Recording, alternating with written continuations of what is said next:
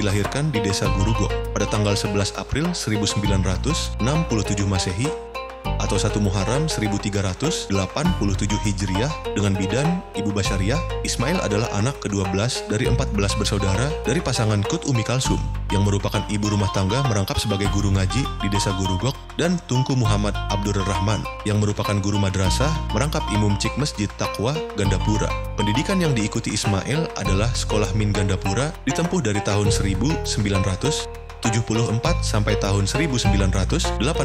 MTSN Gandapura ditempuh dari tahun 1980 sampai tahun 1983. Madrasah Aliyah Darul Ulum Gandapura ditempuh dari tahun 1983 sampai tahun 1986. Kemudian Ismail mengikuti kuliah pada program studi S1 Pendidikan Bahasa Arab Fakultas Tarbiyah IAIN Ar-Raniri dari tahun 1986 sampai tahun 1991.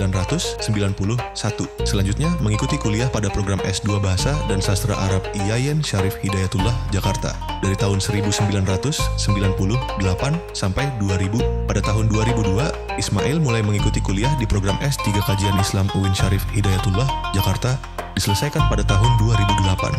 Setelah menyelesaikan sekolah di Madrasah Darul Ulum pada tahun 1986,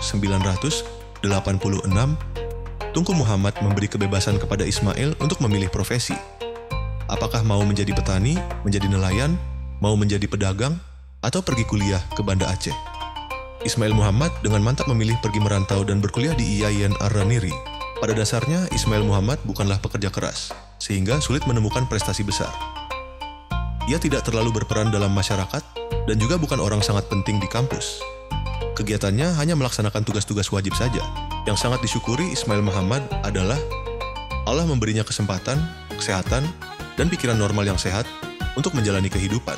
Selain itu, yang juga sangat disyukuri dan membahagiakan Ismail Muhammad adalah: 1. Mempunyai orang tua yang merupakan seorang guru agama Islam yang mendorong anak-anaknya untuk mendapatkan pengetahuan, ilmu fardu ain, dan ilmu fardu kifayah secara baik.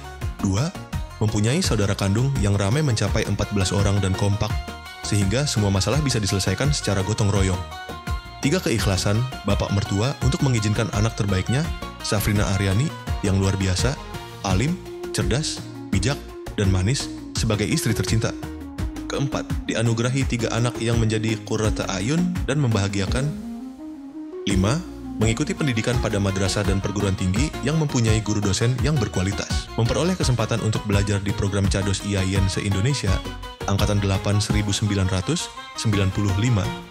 Pada program CADOS ini, Ismail berkenalan dan bersahabat dengan kawan-kawan yang keren, takwa, cerdas, dan beradab, seperti Nyai Badriah, Bapak Kamarudin Amin, Bapak Mujibur Rahman, Mas Mustafa, Kang Munir, dan lain-lain, yang semuanya berprestasi dan keren.